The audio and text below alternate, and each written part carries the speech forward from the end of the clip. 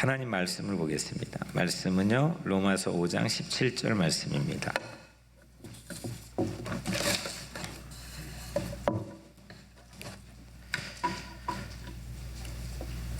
한 목소리로 같이 읽겠습니다. 시작. 한 사람의 범죄로 말미암아 사망이 그 한 사람을 통하여 은혜와 의의 선물을 넘치게 받는 자들은 한 분 예수 그리스도를 통하여 생명 안에서 왕노릇하리로다. 아멘. 얼마 전 8월 어느 날이었습니다. 제가 한국에 있던 시간이었는데 가난 말기였던 동생을 이제 데리고 어머니하고 같이 일산의 국립암센터로 제가 차 운전을 해서 가던 차였습니다. 짐을 바리바리 싸가지고 차에 싣고 마치 이사하는 것처럼 그렇게 몇 번을 왔다 갔다 했더랬습니다. 무거운 짐이었습니다. 그리고 상황은 상당히 긴박한 순간이었습니다. 그런데 운전을 하던 차에 제게 생각을 주셨습니다. 공교롭게도 그 차 안에 타고 있던 세 사람, 동생과 어머니와 저는 모두 암 환자였습니다. 어머니는 몇 해 전에 위에 암이 찾아왔고, 또 저는 작년에 대장에 암이 찾아왔고, 동생은 지금 간에 간보다 더 큰 암이 찾아왔습니다. 전혀 한 번도 생각하지 못했던 가족력, 이 가족력이 한꺼번에 찾아온 것이라고 생각했습니다. 그럼에도 차 안의 공기는 그 암센터로 가는 차 안의 공기는 암 환자의 집합소 같지는 않았습니다. 제 마음도 그렇게 다급하지는 않았습니다. 그러던 차에 제게 주신 생각이었습니다. 하나님께서 이 세 사람, 차에 타고 있는 세 사람이, 제가 그거를 꺼내서 가족들에게 우리 다 셋이 암 환자네 라고 말은 하지 않았지만, 그러던 차에 하나님께서 제 마음에 주신 생각은 뉴욕 우리 교회 성도들에게 치유의 큰 은혜를 주실 거라는 생각이었습니다. 하나님께서 지금 아파가지고 이게 언제 출혈이 일어나면 이게 지금 상황이 종료될지도 모르는 상황이었고, 불과 얼마 전 그런 전력이 있던 상황에서 올라가던 차였는데 우리 성도들을 생각하게 하셨고, 또 우리 성도들에게 하나님께서 치유의 큰 은혜를 주실 거라고 하는 그런 강한 그런 생각을 제 마음에 주셨습니다. 그리고 길을 열어주신 것이 힐링 투게더입니다. 한국의 치유대학교 사이버 강좌를 연결하게 해주셨고, 그걸 가져와 듣고 또 치유를 위해서 함께 기도하고 또 그 치유를 실제 체험하는 그런 은혜에 대한 생각을 제 마음에 주셨습니다. 그리고 지난주 90%에 가까운 성도가 그 강좌에 함께 참여했습니다. 하나님이 주실 그 치유, 제 마음속에만 머물러 있는 생각이 아니고 실제 하나님께서 이루어 가실 그 치유가 오늘 힐링 투게더 첫 모임부터 또 오늘 여러분들이 각자의 삶에 앞으로의 12주 동안 꼭 임하게 되기를 간절히 확신하며 축복합니다. 힐링, 치유라는 것은 모두 다 좋아하는 말이지만 실제 내 삶에서 그 치유가 일어나는 시작점과 과정과 그 치유가 된 이후의 삶을 주목하고 집중하는 것은 바쁜 일상에 뺏긴 나머지 우리가 갖기가 어렵습니다. 그래서 두세 사람이 모이는 힐링 투게더 모임, 함께 기도하고 그 치유를 집중하고 그 치유를 함께 나누고, 그래서 하나님께서 우리 내면과 우리의 영혼과 우리의 육신을 말끔히 치유해 주시기를 간절히 축원합니다. 여러분들 시간이 거꾸로 흐릅니까? 시간은 거꾸로 흐르지 않습니다. 내가 오늘 서 있는 이 현재가 과거에 영향을 줄 수가 없습니다. 이미 엎질러진 물을 다시 주워 담을 수가 없는 거죠. 또 아직 오지 않는 알지 못하는 미래가 오늘 내가 사는 현재를 바꾸지도 못합니다. 아무런 영향을 줄 수가 없습니다. 이렇게 우리는 직선적인 역사 의식을 가지고 살아갑니다. 과거가 현재에 영향을 줍니다. 그리고 현재는 그 미래에 영향을 주겠죠. 그 과거의 경험, 내가 지난날에 가졌던 과거의 경험들은 사라지지 않습니다. 그리고 오늘의 나에게 영향을 줍니다. 그리고 미래까지 결정할 수도 있습니다. 그 과거의 경험을 오늘 생각해 보려고 합니다. 그 과거의 경험, 무수한 그 과거에 대한 경험이 물론 여러분들의 기억되는 것도 있겠지만 기억되지 않는 것들이 훨씬 더 많을 겁니다. 기억되지 않는 과거의 경험들이 어디로 날아갔을까요? 그것이 우리 안에 남아 있다는 겁니다. 저장돼 있다는 거죠. 그걸 밝힌 심리학자들이 무수히 많이 있지만 선구자 역할을 한 사람은 프로이드라는 사람입니다. 기억되지 않지만 과거의 경험이 날아가지 않고 고스란히 남아있는 장소, 기억되진 않지만 내 안에 세이브가 되어 있는 장소를 무의식이라고 프로이드는 불렀습니다. 무의식은 저장될 뿐만이 아닙니다. 현재 여러분들의 삶에 아주 막강한 영향을 주고 있다는 겁니다. 정신분석학에서는 이런 이론을 가지고 정신병리를 치료합니다. 우리 교회 성도 여러분들이 잘 아는 박동비 변호사님의 아내인 줄리아 자매님이 지난 20여 년 가까이 입양아들을 돌보는 세종교육센터를 섬겨왔습니다. 해마다 입양인들을 데리고 고국을 방문합니다. 그러니까 자기를 버린 고국을 방문하는 거죠. 2016년 부산에 있는 한 소년의 집, 이름이 소년의 집인데 그 집을 입양아들이 다 찾았다고 합니다. 그러니까 어린 시절에 이 영유아 중심으로 입양이 된 아이들을 입양되기 전에 돌봤던 고아원 같은 곳이 이제 소년의 집입니다. 그 소년의 집에 가려면 버스에 내려서 언덕을 한참 올라가야 됩니다. 한 입양인이 버스에 딱 하고 내렸는데 내리자마자 철썩 주저앉아서 울더랍니다. 엉엉 하면서 오열을 했답니다.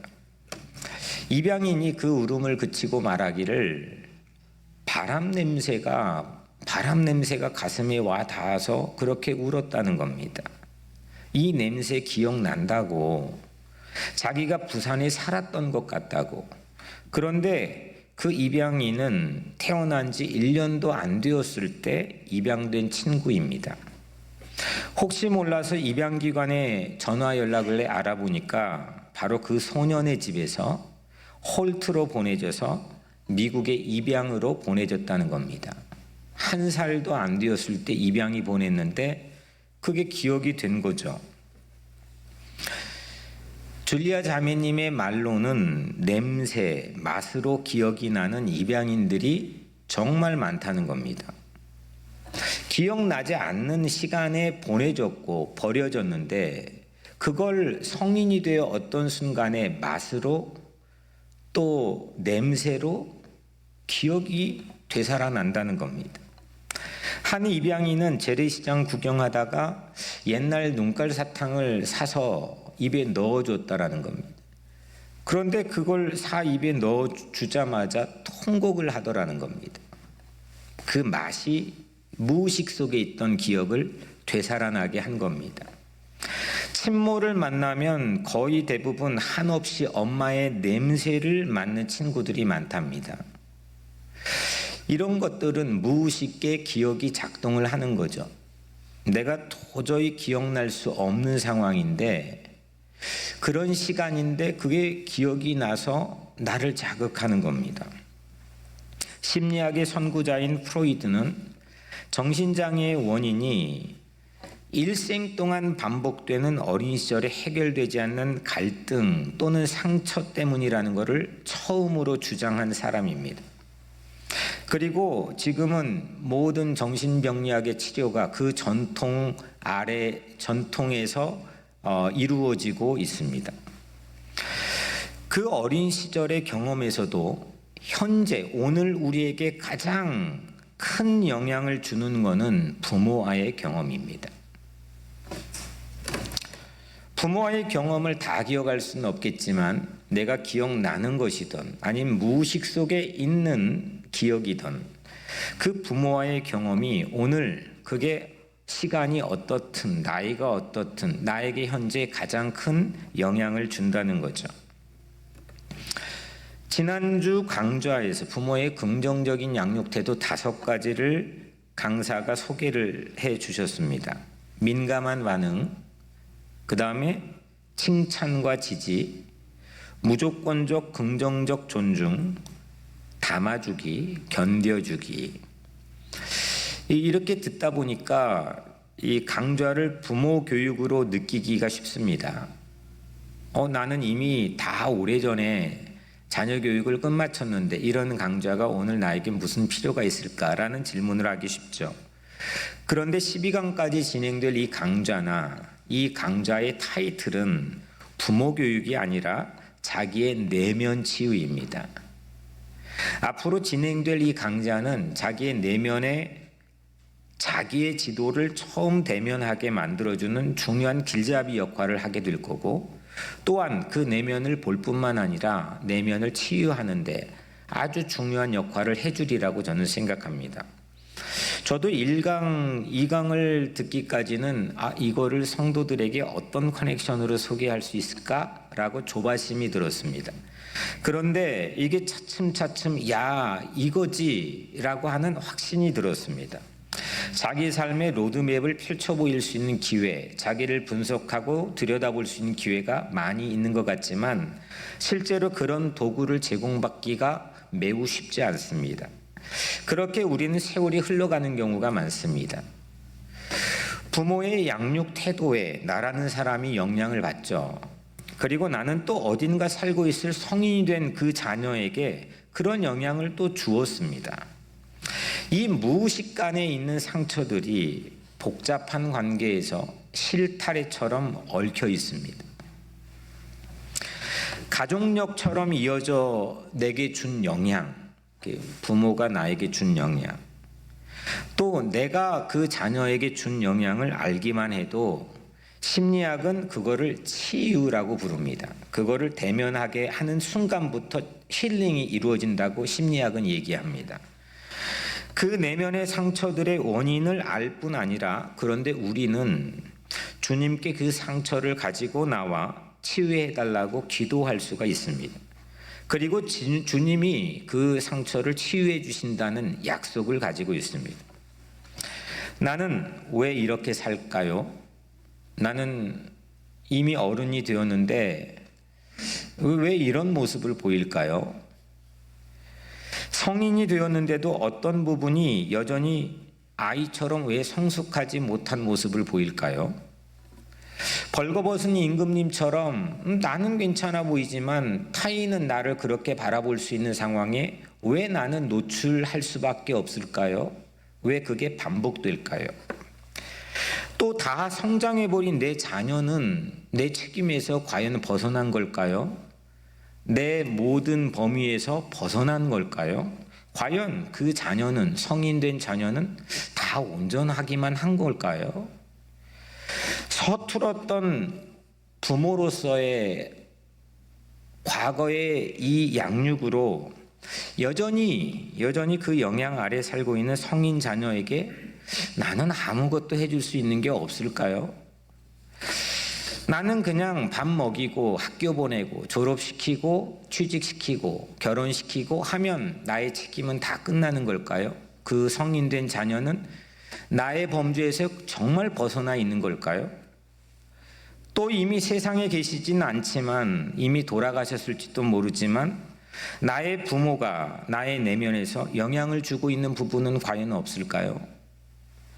나의 내면의 치유를 위해 과연 화해해야 될 그런 관계 부분들은 없을까요? 이런 질문들을 하나씩 하나씩 이 얽혀있는 매듭처럼 복잡하게 돼버린 내 삶의 상처들을 하나씩 하나씩 치유해 줄 수 있는 기회를 하나님께서 우리 모두에게 주시기를 간절히 축원합니다. 하나님께서 꼭 고쳐주실 것입니다. 내가 먼저 치유되는 것이 중요합니다. 누구를 분석하는 시간이 아닙니다. 내가 하나님 앞에서 내 내면의 상처들을 대면하고 그 상처들을 가지고 하나님이 치유해 주시는 그 손길을 체험하는 시간입니다. 오늘 말씀에 한 사람의 범죄로 말미암아 사망이 그 한 사람을 통하여 왕노릇하였은즉, 여기서 한 사람이 누구일까요? 아담이죠. 여러분들 잘 얘기하신 것처럼 이 한 사람은 아담이죠. 아담 그 한 사람이 범죄 때문에 아들 가인에게도 그 죄가 전이가 되었습니다. 그 후손에게도 그 죄의 여파는 유전이 되었습니다.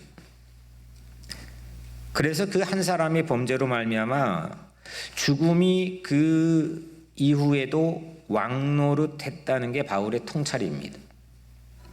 당시 헬라 문화와 전통을 통달하고 있었던 이 바울은 이런 논리를 펴내는 것은 사실 약간 불가능한 일입니다.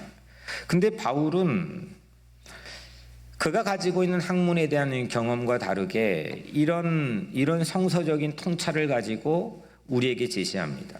아담이 불순종했고 가인은 살인을 했습니다. 아담이 무화과 나뭇잎으로 몸을 가려서 수치심, 부끄러움이라는 것을 우리에게 표했고, 가인은 자신의 잘못으로 누군가 내가 만나는 사람이 나를 죽일지도 모른다고 하는 두려움, 공포, 불안, 이 심리를 우리에게 보여줬습니다. 죄가 유전되고 죄에 대한 상처가 유전되고 그 감정이 유전되는, 그래서 왕노릇한다고 하는 이 모습은 비단 바울의 통찰뿐만 아니라 성서에 가득합니다. 아담의 죄가 왜 내게까지 그렇게 이어가게 한다는 기독교의 원죄론, 이것이 프로이드가 말한 무의식을 통한다고만은 볼 수 없겠죠. 왜냐하면 기억되는 의식적인 행동을 통해서도 그 죄는 유전되고, 그 원죄라고 하는 것은 그만큼 죄에 대한 전염성의 강도를 우리에게 말하고 있을지도 모르기 때문입니다.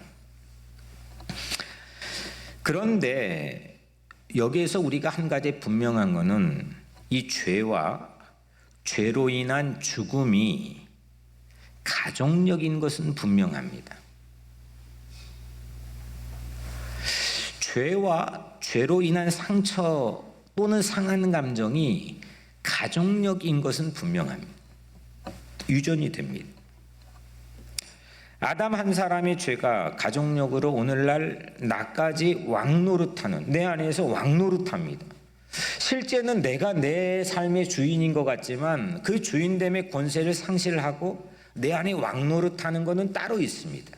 무언가 내가 무의식이건 의식이건 내 안에서 아주 뭔가를 확 휘어잡고 나를 움직이는, 운전대를 왔다 갔다 해버리는 무언가 내 왕노릇하는 실제 주체는 내 안에 따로 있다는 겁니다. 그거를 심리학에서는 프로이드가 간파했지만 오래전 성서에서 바울이 통찰해냈습니다. 죄와 죄로 인한 상처 그리고 죽음을, 그러면 우리는 이걸 뭐 좀 고쳐볼, 이 팔자를 고쳐볼 그럴 길이 있을까? 그걸 막아서는 것은 불가능에 가깝습니다. 사람들이 힘들어합니다. 그래서 피하기도 하고 덮어버리기도 하고 보지 않으려고 하기도 합니다. 죄와 가족력에서 한 사람이 중요한 거죠. 한 사람이 잘못인데 그 잘못이 한 사람에 있다 사라져버리면 좋겠는데 사라져버리지 않는다는 겁니다. 아주 즐기게 무의식 또 의식 속에 저장되어서 누군가에게 영향을 준다는 겁니다. 그 가장 강력한 영향이 자녀라는 거죠. 이 저장된 무의식을 컴퓨터처럼 그냥 내 힘으로 확 하고 지워버리면 좋겠지만 결코 내 맘대로 지울 수가 없다는 겁니다. 내가 받은 상처도 내가 준 상처도 지울 수가 없다는데 우리에게는 어려움이 있다는 거죠. 그것을 바울은 왕노릇이라고 표현했습니다. 영어로는 reign, 지배, 위세, 왕노릇한다는 겁니다. 나 잘하고 싶은데 내 맘대로 되면 좋겠는데 그게 안 된다는 건데 그 안에 죄로 인한 상한 감정, 그 상한 감정이 짙게 우리를 끌고 가는 죽음, 여기에서 예외가 없다는 겁니다. 바울은 이 왕노릇의 강력한 위세를 오늘 이 한 절 17절 이후에도 반복하죠. 18절에 한 범죄로 많은 사람이 정죄에 이른 것 같이 19절에 한 사람이 순종하지 아니함으로 많은 사람이 죄인 된 것 같이 21절에 죄가 사망 안에서 왕노릇한 것 같이 그러니까 이게 왕노릇하는 게 내 안에 있다는 겁니다. 의식이건 무의식이건 한 사람의 죄는 이렇게 죽음의 상처로 나뿐만 아니라 내가 준 영향 아래 있는 자녀를 포함한 사람들 안에서도 왕노릇할 수 있다는 겁니다. 난 좋은 거 주고 싶죠. 최선을 다해 주고 싶죠. 완벽한 것을 주고 싶고 온전한 걸 주고 싶죠. 근데 그럴 능력이 우리에게 없다는 겁니다. 왜냐? 우린 이미 받았습니다. 또 이미 주었습니다. 이게 왜 안 될까? 왜 나는 여기에서 이런 모습을 보여야 될까? 왜 내 자녀는 그렇지?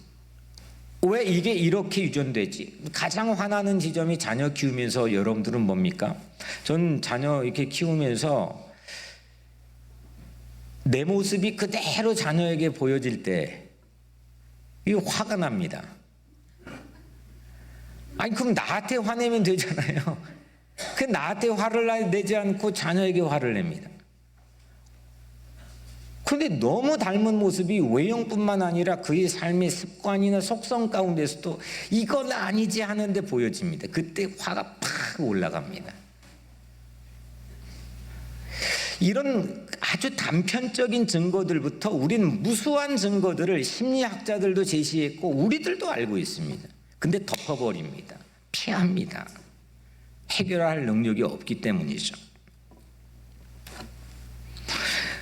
우리의 안에도 그 왕노릇하는 상처는 있습니까? 무엇입니까? 반복되는 그 상처는 무엇입니까? 그건 어디서 기인된 겁니까? 분석해 보셨습니까? 아십니까? 해결할 용의가 있으십니까? 그런 동기부여와 열정을 가지고 계십니까? 시도해 보셨습니까? 그 아픔을, 그 상한 감정을 들추어내고 대면하고 무엇보다 하나님 앞에 내어놓고 그 치유를 위해서 기도하는 12주간 기간이 되기를 주의 이름으로 축복합니다. 하나님은 치유해 주실 것입니다. 하나님은 만져주시고 우리를 회복시켜 주시고 우리를 또 다른 새로운 피조물로 하나님께서 빚어가실 거라고 저는 확신합니다. 한 사람의 범죄로 말미암아 사망이 그 한 사람을 통하여 왕노릇하였은즉 여기까지 살펴봤습니다. 이어서 오는 말씀이 더욱 은혜와 의의 선물을 넘치게 받는 자들은 한 분 예수 그리스도를 통하여 생명 안에서 왕노릇하리로다.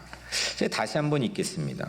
더욱 은혜와 의의 선물을 넘치게 받는 자들은 한 분 예수 그리스도를 통하여 생명 안에서 왕노릇하리로다.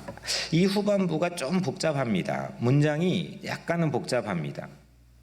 원전을 보면 이게 명확한데 이게 한글 번역이나 영어 성경이 이렇게 몇 가지 문장이 섞여 복잡합니다. 그러면 예수 그리스도를 통하여 생명 안에서 왕노릇하리로다. 누가 왕노릇 한다는 겁니까? 그죠? 예수 그리스도라고 답하기가 쉽겠죠. 근데 이 문장을 보면 주어는 예수 그리스도가 아니라 더욱 은혜와 의의 선물을 넘치게 받는 자들입니다.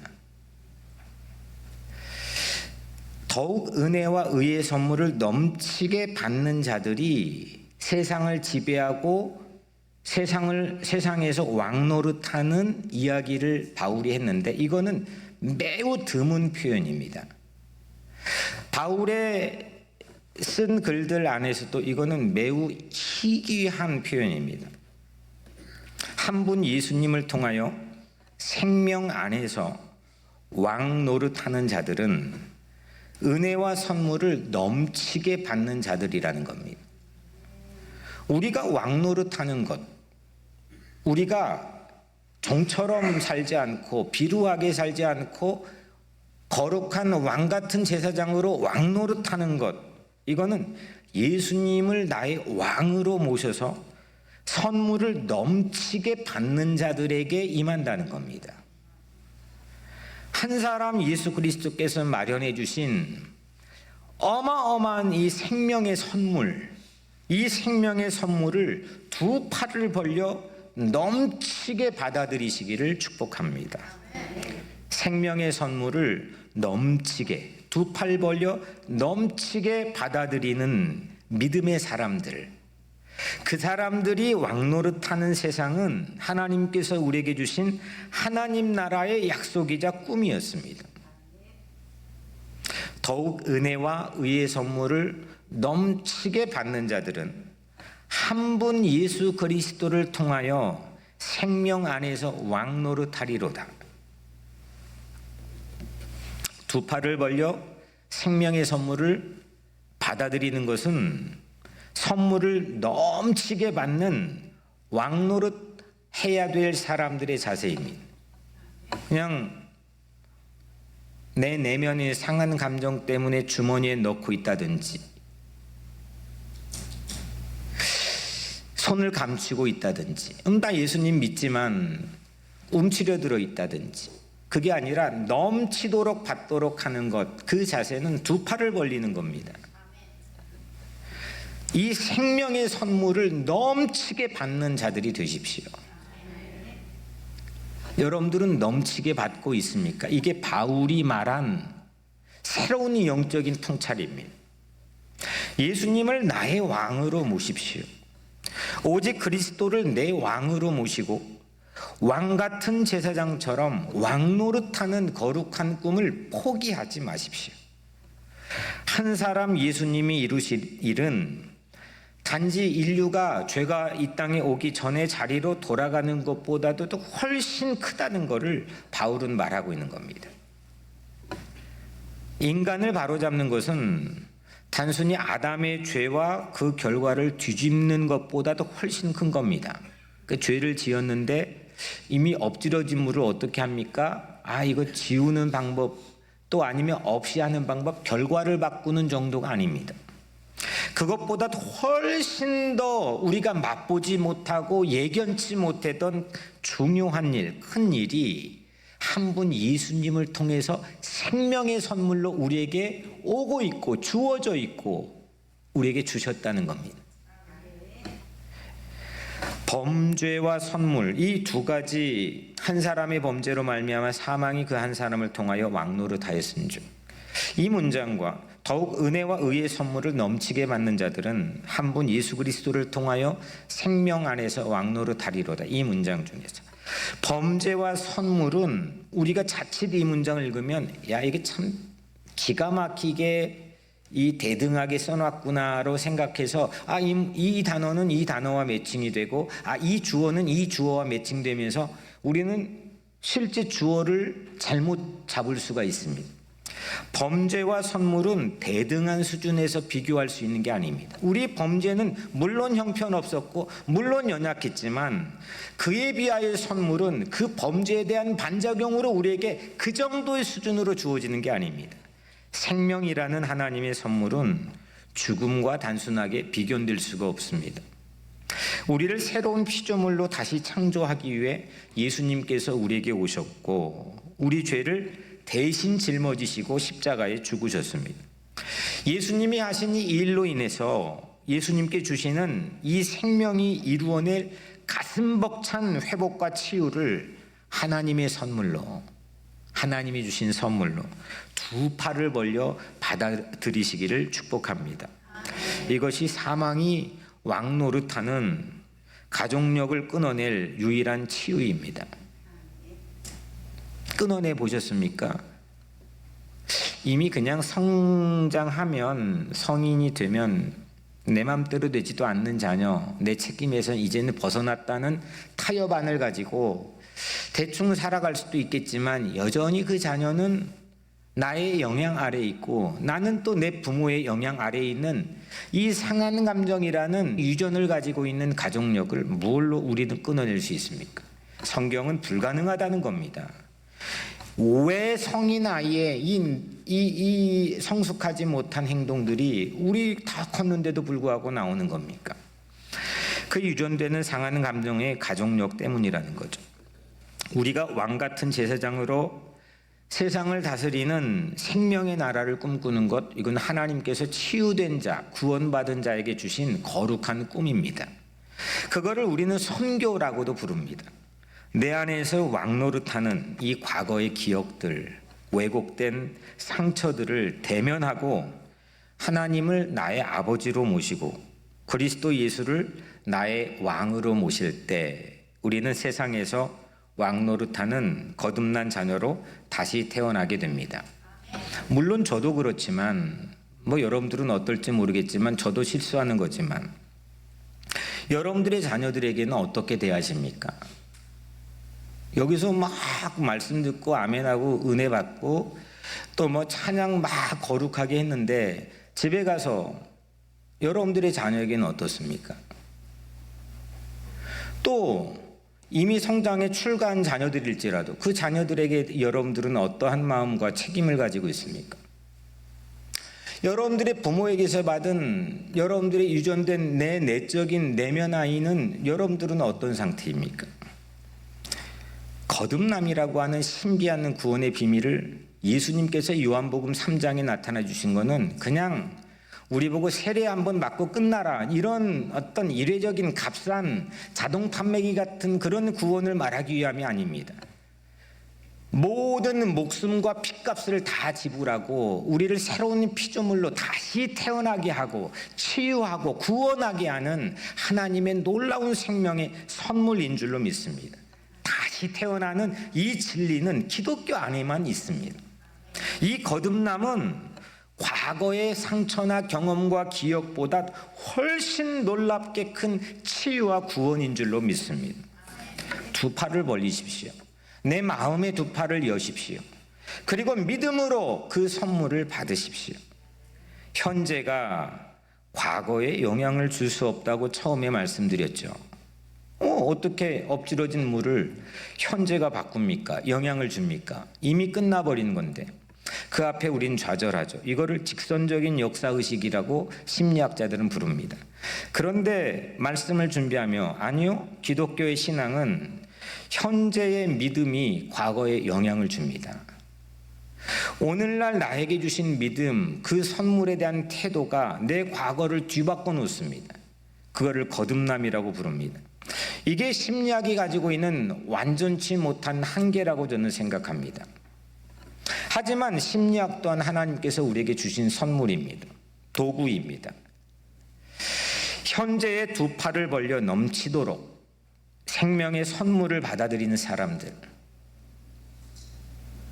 상처를 주워 담고 그걸 분석하고 그거를 꿰매고 그걸 감추고 그렇게 사용되는 두 손이 아니라 현재 오늘날에 두 팔을 벌려 넘치도록 생명의 선물을 받아들인 사람들은 과거의 상처를 바꿉니다. 과거의 경험을, 과거의 팔자를, 과거의 엎질러진 물을 바꿉니다. 이게 주님의 약속입니다. 이게 복음의 진리입니다. 과거의 상처를 치유하고 현재에도 미래에도 영원토록 왕 같은 제사장으로 왕 노릇하는 그런 삶으로 하나님은 우리를 초대했습니다. 그 거룩한 꿈을 선물로 주신 주님, 그 주님을 향해 두 팔을 벌려 넘치는 생명의 선물을 받아들이십시오. 내 생명이 언제까지일지는 모르지만 내게 주어진 시간 동안 이 문제 해결할 수 있는 기회를 하나님께서는 또 우리에게 주십니다. 새로운 피조물로 거듭나시기를 축복합니다. 사랑하는 여러분, 소년의 집 그 언덕, 부산의 한 언덕에서 철썩 주저앉아 버려서 공기 냄새, 바람 냄새로 통곡하고 오열하며 울어버리는 한 입양인이 안타까운 내면 아이가 우리에게도 왜 없겠습니까? 왜 우리에게도 없겠습니까? 죽음의 상처가 왕노릇하는 그 유전된 것들을 끊어버리고 오직 예수님을 나의 왕으로 모셔 세상에 나가 사랑으로 섬김으로 왕노릇하는 거룩한 꿈을 가진 자들 되시기를 주의 이름으로 간절히 축원합니다.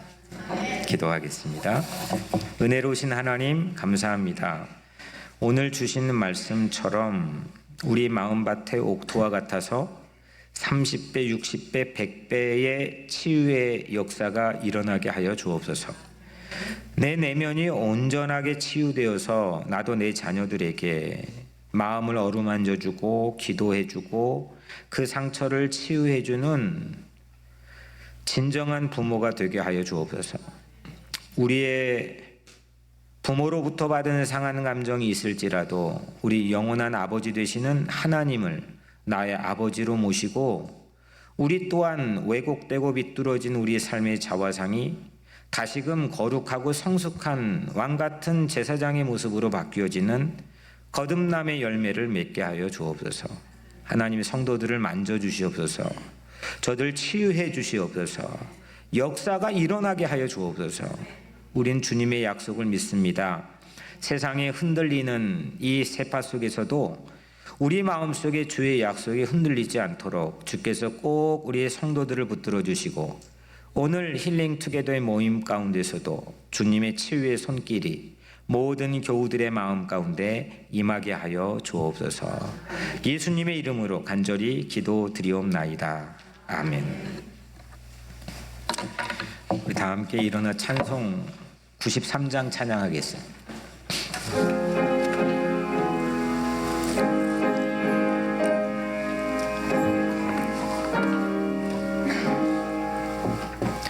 예수는 나의 힘이요 내 생명 되시니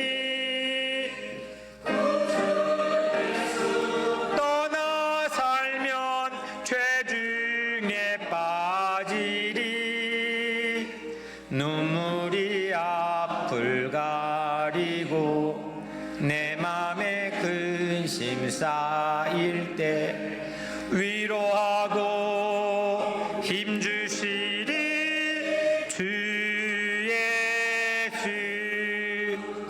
예수는 나의 힘이요 내 친구 되시니 그네를 간구하면 성이 받으리 햇빛과 비를 주시니 주수할 곡식만 도다 귀한 열매 주시는 주 예수. 예수는 나의 힘이요 내 기쁨 되시니 그 명령을 준행하여 늘 충성하겠네. 주야로 보호하시며 바른 길 가게 하시니 의지하고 따라갈 주 예수. 예수는 나의 힘이요 내 소망 되시니